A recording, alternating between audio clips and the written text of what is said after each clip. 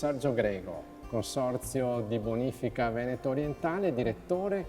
Una meraviglia, siamo nel cuore, siamo all'interno di un'idrovora. Allora, noi ne abbiamo viste tante nel nostro viaggio lungo la pianura veneta, ci siamo fermati, siamo entrati e questo proprio è il cuore. Come funziona, ingegnere Grego, un'idrovora? Ciao Andrea, questa è l'idrovora di Cittanova, è posta al servizio di un bacino che ha un nome storico, si chiama Ongaro Superiore. È un bacino di 10.000 ettari di superficie che ricomprende completamente il centro abitato di San Donà di Piave. È uno dei 90 impianti che abbiamo nel nostro comprensorio e dei 400 che ci sono nel Veneto, come vi ho detto. Ecco, questi impianti, nello specifico che vediamo alle sue spalle, ingegnere Grego, hanno proprio la funzione di, ci immaginiamo, un aspiratore. Allora, adesso sì, questa è una grande centrifuga, quella delle lavatrici, ovviamente un pochettino più elaborata, e con la forza centrifuga le pale che corrono all'interno di queste coclee, queste grandi recipienti, diciamo, di forma circolare, trascinati da dei motori oggi elettrici, ma in origine erano motori diesel o addirittura motori a vapore in alcune idrovore del Veneto, vengono assorbite, diciamo, dal centro, da un tubo che va verso il canale di carico, che lo vediamo uscire qui, vengono centrifugate, quindi girate velocemente e spinte poi per un tubo che esce nel canale di scarico, in questo caso il Brian. Quando entrano in funzione, ingegnere Grego? Allora, qui come vedete la portata è modulata, abbiamo una pompa di 5.500 litri al secondo, sono 5,5 tonnellate d'acqua in ogni secondo. Poi con l'andare del tempo e con lo sviluppo del territorio, questo impianto è arrivato quasi a 30.000 litri al secondo, 30 metri cubi al secondo, con l'aggiunta di altre pompe. Poi sono tutte oggi elettrificate con potenze che arrivano a 1500 kW di motori elettrici che funzionano modularmente. Quasi ogni giorno un piccolo funzionamento di tutti gli impianti c'è, perché c'è un continuo riscellamento d'acque, anche quelle reflue che arrivano qui, quindi c'è un funzionamento quasi continuo.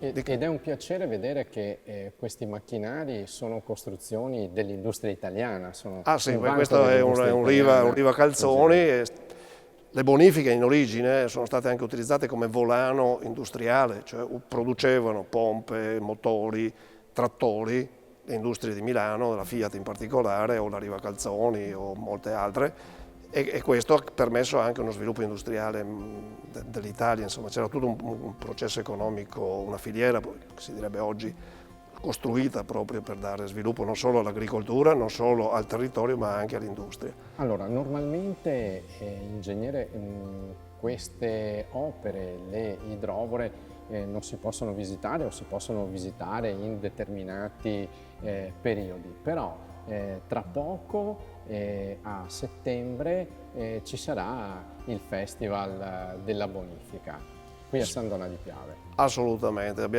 ci siamo resi conto che la non conoscenza di queste situazioni sta provocando danni, come sempre. L'ignoranza è la peggiore nemica di tutte le cose.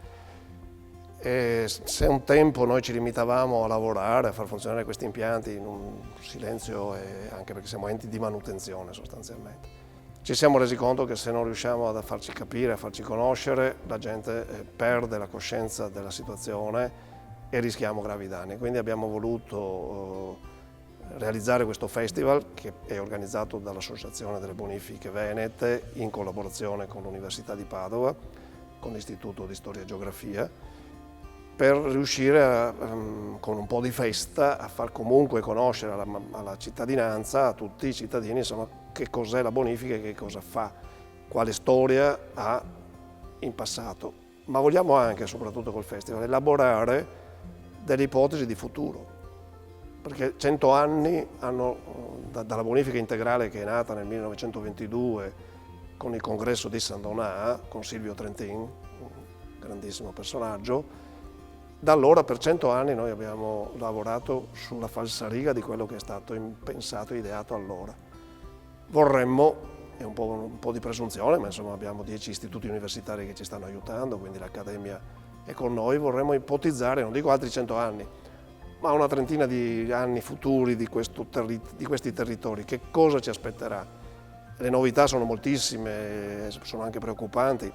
Credo che pensarci sopra, fare un po' di strategia, fare anche un po' di festa, di ottimismo, insomma non pensiamo sempre in negativo, quindi facciamo un festival ma elaboriamo anche delle teorie basandoci sui dati scientifici su che cosa questo paesaggio ci potrà offrire in futuro, e la bellezza penso che sia uno degli elementi più importanti su cui lavorare.